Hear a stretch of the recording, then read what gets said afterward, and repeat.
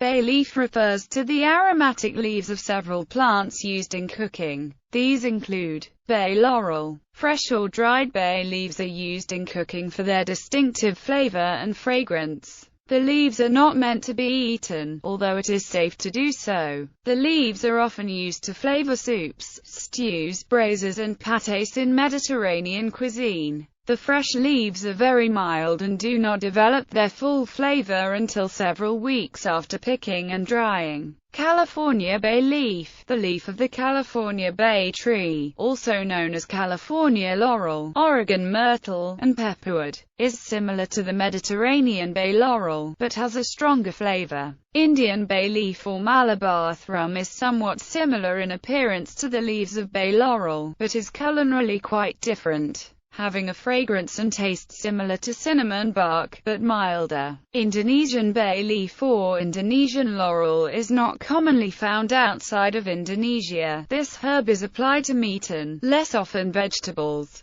West Indian bay leaf. The leaf of the West Indian bay tree, used culinarily and to produce the cologne called bay rum. Mexican bay leaf. Taste and aroma. If eaten whole, bay leaves are pungent and have a sharp, bitter taste. As with many spices and flavorings, the fragrance of the bay leaf is more noticeable than its taste. When dried, the fragrance is herbal, slightly floral, and somewhat similar to oregano and thyme. Myrcene, which is a component of many essential oils used in perfumery, can be extracted from the bay leaf. They also contain the essential oil eugenol. Uses. Bay leaves were used for flavoring by the ancient Greeks. They are a fixture in the cooking of many European cuisines, as well as in the Americas. They are used in soups, stews, meat, seafood, vegetable dishes, and sauces. The leaves also flavor many classic French dishes. The leaves are most often used whole and removed before serving.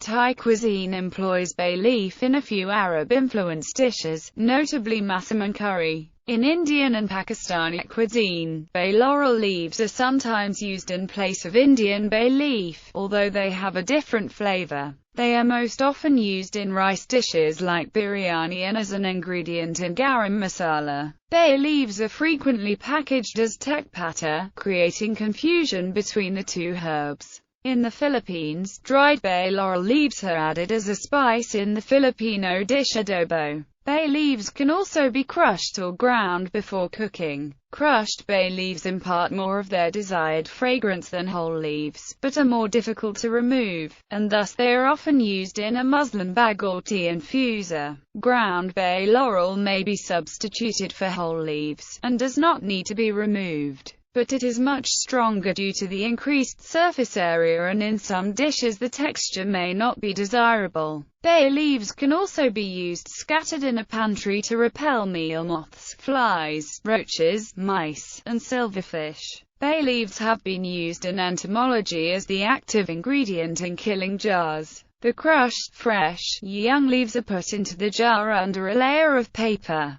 The vapors they release kill insects slowly but effectively, and keep the specimens relaxed and easy to mount. The leaves discourage the growth of molds. They are not effective for killing large beetles and similar specimens, but insects that have been killed in a cyanide-killing jar can be transferred to a laurel jar to await mounting. It is not clear to what extent the effect is due to cyanide release by the crushed leaves, and to what extent other volatile products are responsible. Safety. Some members of the laurel family, as well as the unrelated but visually similar mountain laurel and cherry laurel, have leaves that are poisonous to humans and livestock. While these plants are not sold anywhere for culinary use, their visual similarity to bay leaves has led to the oft-repeated belief that bay leaves should be removed from food after cooking because they are poisonous. This is not true. Bay leaves may be eaten without toxic effect. However, they remain very stiff even after thorough cooking, and if swallowed whole or in large pieces, they may pose a risk of scratching the digestive tract or even causing choking.